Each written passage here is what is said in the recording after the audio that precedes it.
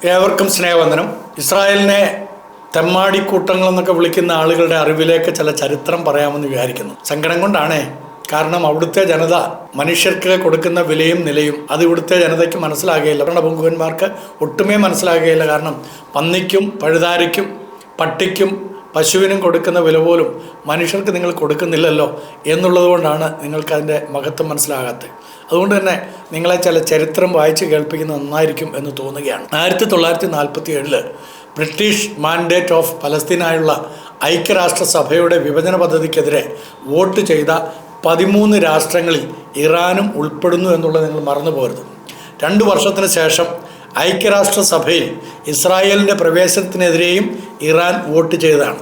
എന്നിരുന്നാലും തുർക്കിക്ക് ശേഷം ഇസ്രായേലിനെ ഒരു പരമാധികാര രാഷ്ട്രമായി അംഗീകരിച്ച രണ്ടാമത്തെ മുസ്ലിം ഭൂരിപക്ഷ രാജ്യമായിരുന്നു ഇറാൻ എന്നുള്ളത് നമ്മൾ കൈയടിച്ച് സമ്മതിക്കുന്നു.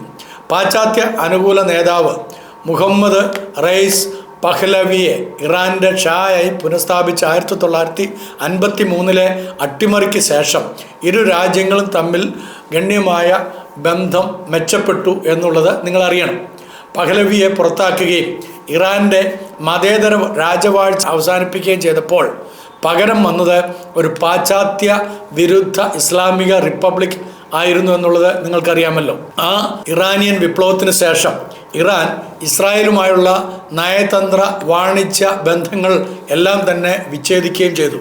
എന്നിരുന്നാലും ഇറാനും ഇറാഖും തമ്മിൽ 1980 മുതൽ 88 വരെ യുദ്ധം തുടർമാനമായിട്ടുണ്ടായിരുന്നു. ആ സമയത്തൊക്കെ ഇറാനെ രഹസ്യമായി സഹായിച്ചുകൊണ്ടിരുന്നത് ഈ ഇസ്രായേൽ തന്നെയായിരുന്നു. 1985 മുതൽ ഇറാനും ഇസ്രായേലും മധ്യപൂർവ്വ ദേശത്തിൻ്റെ ഭൗമ രാഷ്ട്രീയത്തെ വളരെയധികം ബാധിച്ച ഒരു പ്രോക്സി വാർ അല്ലെങ്കിൽ ഒരു നിഴൽ യുദ്ധം അത് ചെയ്യുവാനായിട്ട് ഇടയായിത്തീർന്നു. അതിന് കാരണം സോവിയറ്റ് യൂണിയൻ്റെ തകർച്ചയ്ക്കും ഗൾഫ് യുദ്ധത്തിൽ ഇറാഖിൻ്റെ പരാജയത്തിനും തൊട്ടു പിന്നാലെയായിരുന്നു. അത് 1990കളുടെ തുടക്കത്തിൽ ശീതസമരത്തിൽ നിന്ന് ഒരു തുറന്ന യുദ്ധത്തിലേക്ക് നീങ്ങുവാനിടയായി. 1948 മെയ് മാസത്തിൽ ഇസ്രായേൽ ഒരു രാഷ്ട്രമായിട്ട് സ്ഥാപിതമായതിനു ശേഷം ഇസ്രായേലും ഇറാനും അടുത്ത ബന്ധം പുലർത്തിയിരുന്നു എന്നുള്ളത് നിങ്ങൾക്കറിയാമായിരിക്കും. തുർക്കിക്ക് ശേഷം ഇസ്രായേലിനെ ഞാൻ പറഞ്ഞതുപോലെ ഒരു പരമാധികാര രാഷ്ട്രമായി അംഗീകരിച്ച രണ്ടാമത്തെ മുസ്ലിം ഭൂരിപക്ഷ രാജ്യമായിരുന്നു. മുസ്ലിം എന്ന് പറയുമ്പോൾ ഷിയ മുസ്ലിംസിൻ്റെ ഭൂരിപക്ഷ രാഷ്ട്രമായിരുന്നവർ.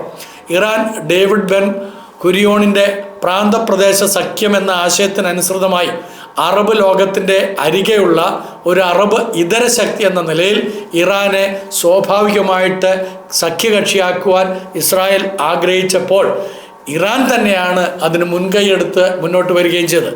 അപ്പോൾ ഇസ്രായേൽ 1970കളുടെ അവസാനത്തിൽ അംബാസഡർമാരെ കൈമാറുന്നതിന് മുമ്പായിട്ട് ഇസ്രായേലിന് ടെഹ്റാനിൽ ഒരു സ്ഥിരം എംബസിയും കൂടെ ഇറാൻ കൊടുത്തിരുന്നു.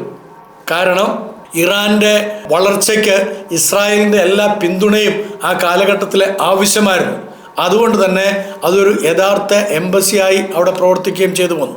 അപ്പോൾ 6 ദിവസത്തെ യുദ്ധത്തിന് ശേഷമാണ് ഇറാൻ ഇസ്രായേലിന് എണ്ണ ആവശ്യത്തിൻ്റെ ഒരു പ്രധാന ഭാഗമായിട്ട് വിതരണം ചെയ്യാം എന്ന് പറയുകയുണ്ടായി. അതായത് ഇസ്രായേലിന് എത്രത്തോളം എണ്ണ ആവശ്യമുണ്ടോ അതിൻ്റെ നല്ല പങ്കും അവർ കൊടുക്കാമെന്ന് മാത്രമല്ല, ആ കൊടുക്കുന്നത് കൂടാതെ അത് വിനിമയത്തിന് വേണ്ടി ബിസിനസ്സിന് വേണ്ടി കൂടെ കൊടുക്കാമെന്ന് ഇറാൻ ഇസ്രായേലുമായിട്ട് ഒരു കരാറിൽ ഏർപ്പെടുകയും ചെയ്തു. അപ്പോൾ ഇറാനിയൻ എണ്ണ സംയുക്ത ഇസ്രായേൽ ഇറാനിയൻ എലാത്ത് അഷ്കലോൺ പൈപ്പ് വഴിയായിട്ട് യൂറോപ്യൻ വിപണികളിലേക്ക് കയറ്റി അയക്കാൻ തൊക്കണം ഇടയായിത്തീർന്നു. അപ്പോൾ ഇസ്രായേലി നിർമ്മാണ സ്ഥാപനങ്ങളും എഞ്ചിനീയർമാരും ഇറാനിൽ സജീവമായിരുന്നതിനാൽ ഇരു രാജ്യങ്ങളും തമ്മിലുള്ള വ്യാപാരം മികച്ച ബന്ധത്തിലേക്ക് എത്തുകയും ചെയ്തു. കൂടാതെ ഇസ്രായേലി ദേശീയ വിമാന കമ്പനിയായ എൽ അൽ ടെൽഹവീവിൽ നിന്നും ടെൽ അവീവിലേക്കും വളരെ വേഗത്തിൽ വിമാന സർവീസുകൾ കൃത്യമായി പല സർവീസുകൾ ഒരേ ദിവസം നടത്താനായിട്ട് ഇടയായിത്തീർന്നു. അപ്പോൾ ആ വിധത്തിൽ ഇറാനിയൻ ഇസ്രായേൽ സൈനിക ബന്ധങ്ങളും പദ്ധതികളും രഹസ്യമായിട്ട് അവർ സൂക്ഷിക്കുകയും അത് വളർത്തിയെടുക്കുകയും ചെയ്തു. അതിന് നല്ല ഒരു ഉദാഹരണമാണ് പുതിയ മിസൈൽ വികസിപ്പിക്കുവാനുള്ള ഇറാനിയൻ ഇസ്രായേൽ ശ്രമമായ പ്രോജക്റ്റ് ഫ്ലവർ. നിങ്ങൾ കേട്ടിട്ടുണ്ടാകും. ഇരു രാജ്യങ്ങളും തമ്മിൽ അവർ ഒരുമിച്ചാണ് ഇതെല്ലാം വികസിപ്പിച്ചെടുക്കുവാൻ ആഗ്രഹിച്ചിരുന്നത് എന്നതിൻ്റെ നല്ല ഒരു തെളിവായിരുന്നു. അപ്പോൾ പൊതുവിൽ പറഞ്ഞു കഴിഞ്ഞാൽ ഇസ്രായേലും ഇറാനും തമ്മിൽ ഇടക്കാലത്ത് ചെറിയ വിഘാതങ്ങളൊക്കെ ഉണ്ടായെങ്കിലും ആരംഭ സമയത്ത് നല്ല ബന്ധങ്ങളിൽ തന്നെയായിരുന്നു മുന്നോട്ട് പോയിരുന്നത്. എൻ്റെ പ്രധാനപ്പെട്ട കാരണം ഞാൻ പറഞ്ഞതുപോലെ സുന്നി മുസ്ലിംസാണ് ചുറ്റുമുള്ളത്. ഇറാനും അത് ദോഷമാണ്, കാരണം അവിടെ ഷിയയാണ് കൂടുതലുള്ളത്. ഇസ്രായേലിനും അത് പൂർണ്ണമായിട്ട് ദോഷമാണ്. അതുകൊണ്ട് തന്നെ അവർ രണ്ടു കൂട്ടരും തമ്മിൽ സഖ്യത്തിൽ നിൽക്കണം, ഐക്യത്തിൽ നിൽക്കണമെന്നുള്ളത് രണ്ട് രാജ്യങ്ങളുടെയും താല്പര്യമായിരുന്നു. നമുക്കറിയാവുന്ന പോലെ ഇസ്രായേൽ എന്ന് പറയുന്ന ഈ നമ്മുടെ ഭൂപടത്തിൽ നോക്കിയാൽ ഈ കൈപ്പത്തിയോളം മാത്രമേ ഉള്ളൂ.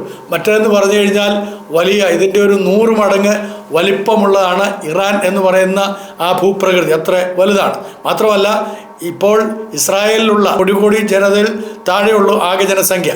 എന്നാൽ ഇസ്രായേലിലുള്ളതിനേക്കാളും 10 മടങ്ങ് ജനസംഖ്യയുള്ള, അതിനേക്കാളും 100 ഇരട്ടി വലിപ്പമുള്ള ഭൂപ്രദേശം ഉള്ള ഇറാനുമായിട്ടാണ് ഇപ്പോൾ ഇസ്രായേൽ ഈ യുദ്ധത്തിന് ഒരുങ്ങിയിരിക്കുന്നത്. അതിൻ്റെ പ്രധാനപ്പെട്ട കാര്യങ്ങൾ എന്തൊക്കെയാണെന്നുള്ളത് നമ്മൾ അറിയണം. എന്തുകൊണ്ടാണ് ഇസ്രായേലും ഇറാനും തമ്മിൽ ശത്രുതയിലേക്ക് മാറുവാൻ കാരണമായി തീർന്നത്? അതുവരെ നല്ല സൗഹാർദ്ദപരമായ അനുഭവത്തിൽ ജീവിച്ചിട്ട് പെട്ടെന്ന് എന്തുകൊണ്ട് അവർ ശത്രുക്കളായി തീർന്നു എന്നുള്ളത് നമുക്ക് ചിന്തിക്കാം. ഇറാനിയൻ പ്രസിഡൻ്റായി മഹ്മൂദ് അഹമ്മദിനെജാദ് എന്ന് പറയുന്നതായിട്ടുള്ള ഒരു ആള് പ്രസിഡൻ്റായി വന്നതോടുകൂടെ ഇസ്രായേലിനെതിരെ പ്രകോപനപരമായ പ്രസ്താവനകൾ അദ്ദേഹം നടത്തുകയുണ്ടായി.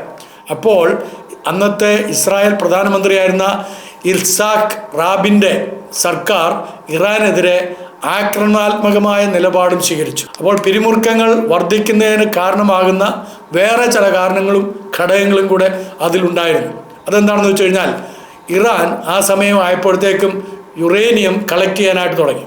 അവർക്ക് ആണവ നിലയങ്ങൾ വർദ്ധിപ്പിക്കാൻ, ആണവ പദ്ധതികളൊക്കെ അവർ ആവിഷ്കരിക്കാൻ തുടങ്ങി. കൂടാതെ ഹിസ്ബുള്ള, പലസ്തീൻ ഇസ്ലാമിക ജിഹാദ്, ഹമാസ്, ഹൂത്തികൾ തുടങ്ങിയ വലിയ തീവ്ര ഇസ്ലാമിക ഗ്രൂപ്പുകൾക്ക് ഇറാൻ സാമ്പത്തിക സഹായം നൽകുന്നു എന്നുള്ള കണ്ടെത്തലുകളും ഈ സമയത്ത് ഈ ഇറാനും ഇസ്രായേലും തമ്മിലുള്ള ബന്ധങ്ങൾക്ക് വിഘാതമുണ്ടാക്കി.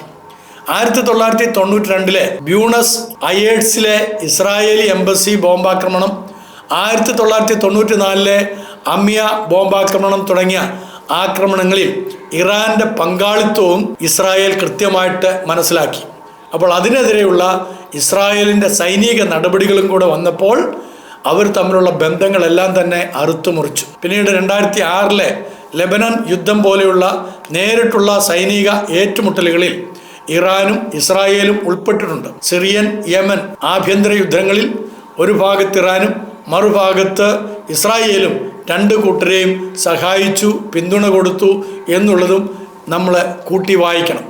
അതുകൂടാതെ ആണവ കേന്ദ്രങ്ങൾക്കും എണ്ണ ടാങ്കറുകൾക്കും നേരെയുള്ള ആക്രമണങ്ങൾ ഉൾപ്പെടെ പരസ്പരം അടിസ്ഥാന സൗകര്യങ്ങൾക്കെതിരെ സൈബർ ആക്രമണങ്ങളും അട്ടിമറികളും ഇരു കൂട്ടരും നടത്തുകയും ചെയ്തു.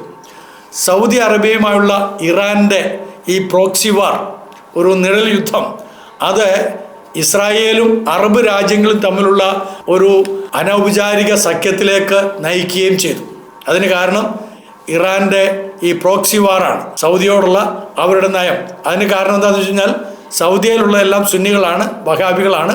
എന്നാൽ ഇറാനിലുള്ളത് മുഴുവനും ഷിയാക്കളാണ്. അപ്പോൾ അവർ തമ്മിൽ ആരംഭ സമയം മുതൽ, ഇസ്ലാമിൻ്റെ ഉത്ഭവ സമയം മുതൽ തന്നെ നമുക്കറിയാവുന്ന പോലെ അലി റാവിയുടെയും അതുപോലെ ഫാത്തിമ റാവിയുടെയും ഒക്കെ കാലഘട്ടത്തിൽ തന്നെ അവർ തമ്മിൽ യുദ്ധം ചെയ്തു. കാമൽ വാർ എന്ന് വിളിക്കപ്പെടുന്ന ഒട്ടക യുദ്ധം എന്നറിയപ്പെടുന്ന യുദ്ധത്തിൽ 90,000 ആളുകളെയാണ് ഇസ്ലാമിക ഭാഗത്തു നിന്ന് രണ്ടു കൂട്ടരും അങ്ങോട്ടും ഇങ്ങോട്ടും വെട്ടിക്കൊന്നത്. അപ്പോൾ ആ ഒരു യുദ്ധം, അതിൻ്റെ തുടർച്ചയായിട്ട് ഇന്നും ഷിയാക്കളും സുന്നികളും തമ്മിൽ പല മേഖലകളിലും യുദ്ധമുണ്ട്.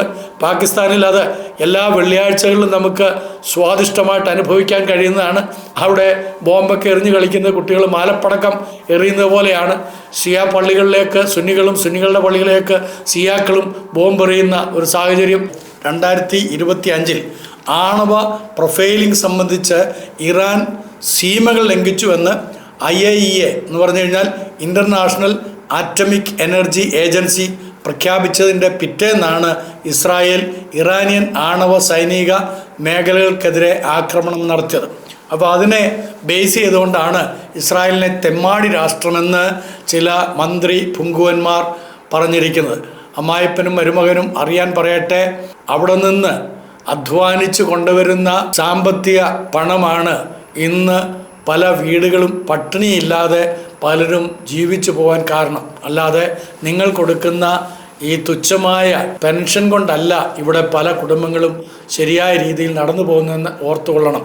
അപ്പം നിങ്ങൾക്ക് നിങ്ങളുടെ താൽക്കാലികമായ വോട്ടിന് വേണ്ടി, രാഷ്ട്രീയ നേട്ടത്തിന് വേണ്ടി ഒരു രാഷ്ട്രത്തെ തെമ്മാടി എന്നൊക്കെ വിളിക്കുന്നത് നിങ്ങളുടെ സംസ്കാരത്തെ കൂടെ നിങ്ങൾ വെളിപ്പെടുത്തുകയാണെന്നുള്ളത് ഞങ്ങൾക്ക് എല്ലാവർക്കും നല്ല ബോധ്യമുണ്ട്. കാരണം ഇസ്രായേലിനെ സംബന്ധിച്ച് അവരുടെ ഓരോ പൗരന്മാരും വിലയേറിയവരാണ്. അതുകൊണ്ടാണ് അവരുടെ മാത്രമല്ല, അവരുടെ രാജ്യത്ത് വസിക്കുന്ന ഏത് രാജ്യക്കാരനായിരുന്നാലും ആ വ്യക്തികളൊക്കെ അവർക്ക് വിലയേറിയവരാണ്.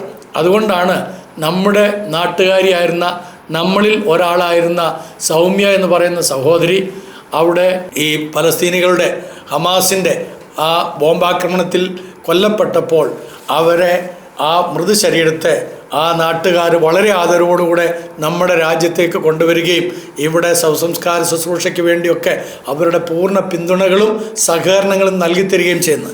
അന്ന് നിങ്ങൾ ഇട്ട പോസ്റ്റ് പോലും മായ്ച്ചു കളയാൻ തക്കവണ്ണമുള്ള ഗതികേടിൽ എത്തിയെന്ന് മാത്രമല്ല, നിങ്ങളൊരു റീത്ത് പോലും സമർപ്പിക്കാൻ നിങ്ങളുടെ പ്രതിനിധികൾ പോലും ആ വീട്ടിലൊന്ന് ചെല്ലുകയോ ആ കുടുംബാംഗങ്ങളെ ആശ്വസിപ്പിക്കുകയോ ചെയ്തില്ല.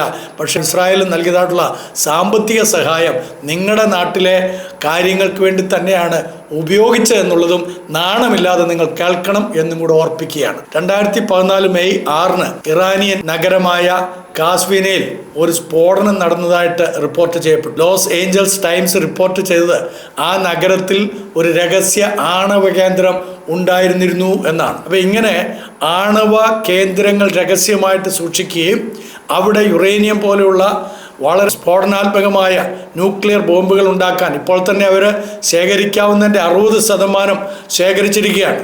അവർക്കതിൻ്റെ 1/4 പോലും ശേഖരിക്കാനുള്ള അനുവാദം ഇല്ലാതിരിക്കുകയാണ്. ലോകരാഷ്ട്രങ്ങൾ അതിന് അനുവാദം കൊടുക്കാതിരിക്കുകയാണ്.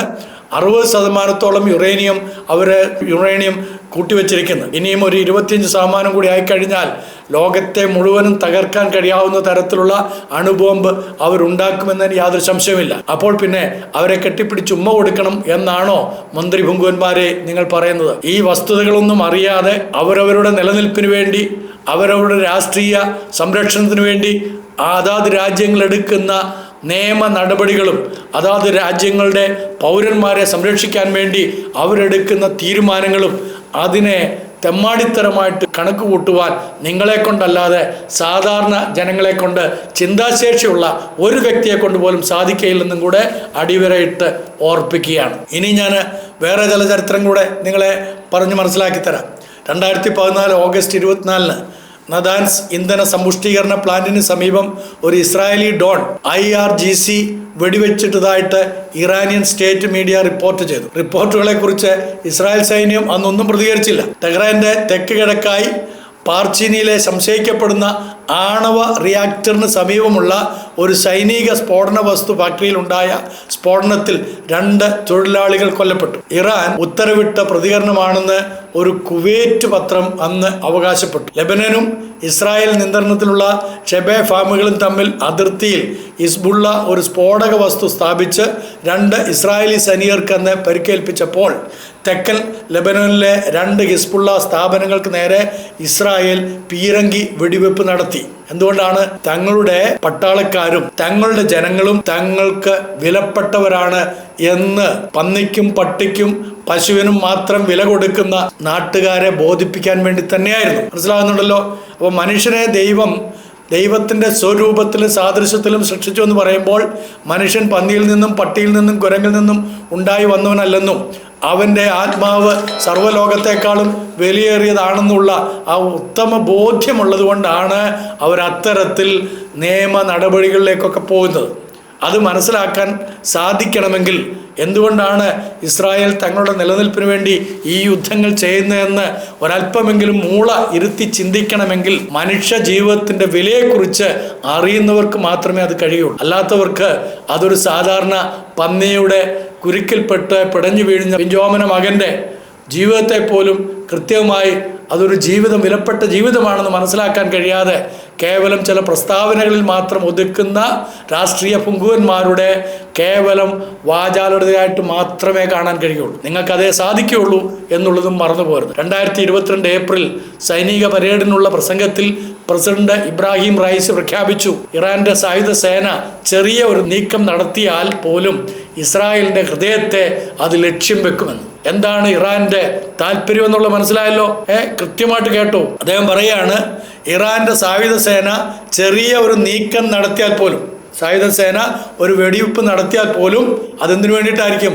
ഇസ്രായേലിന്റെ ഹൃദയത്തെ തകർക്കാൻ വേണ്ടിയാണ്, ഇസ്രായേലിനെ നശിപ്പിക്കാൻ വേണ്ടിയാണ്. അപ്പൊ ഈ മനോഭാവമുള്ള ഒരു അയൽ രാജ്യത്തെ അല്ലെങ്കിൽ ഒരു ശത്രു രാജ്യത്തെ കെട്ടിപ്പിടിച്ച് ഉമ്മ കൊടുക്കണമെന്നും ഒക്കെ പറയുന്ന മന്ത്രി പുങ്കുവന്മാരെ പാകിസ്ഥാനിൽ നിന്ന് ഇന്ത്യയിലേക്ക് വന്നിട്ട് നിരപരാധികളായ നമ്മുടെ നാട്ടിലെ അടക്കമുള്ള പ്രിയപ്പെട്ടവരെ മതത്തിന്റെ പേരിൽ കൊന്നൊടുക്കിയപ്പോൾ നിങ്ങളുടെ അതരങ്ങളെല്ലാം തന്നെ ആർക്കു വേണ്ടിയാണ് ചലിച്ചതെന്നുള്ളതും ഈ നാട്ടിലെ സാമാന്യ ജനം മനസ്സിലാക്കിയിട്ടുള്ളതാണ്. അതുകൊണ്ട് നിങ്ങളുടെ ഈ തരത്തിലുള്ള ഹീനമായ വാക്കുകളെ പരമപുച്ഛത്തോടെ ഞങ്ങളെല്ലാവരും തള്ളിക്കളയുകയും നിങ്ങൾ സത്യം മനസ്സിലാക്കാൻ തക്കവണ്ണം എന്തുകൊണ്ട് ഇസ്രായേൽ ഈ ഭീകര രാഷ്ട്രങ്ങളുടെ അഴിമതികളെ അല്ലെങ്കിൽ അവരുടെ ഈ ഭീകര രാഷ്ട്രങ്ങളുടെ തെറ്റുകളെ ലോകത്തിന് മുമ്പാകെ വെളിപ്പെടുത്തുന്നു എന്ന് മനസ്സിലാക്കിക്കൊണ്ട് ഇസ്രായേലിനോടൊപ്പം നിൽക്കാനുള്ള മനസ്സ് നിങ്ങൾക്കില്ലെങ്കിലും ഇസ്രായേലിനെ തുച്ഛീകരിക്കാതിരിക്കാൻ അവിടുന്ന് കിട്ടുന്ന വരുമാനങ്ങൾ വാങ്ങി വായിലേക്കിടുമ്പോൾ അത് നന്ദിയോടുകൂടെ ഓർക്കാനുള്ള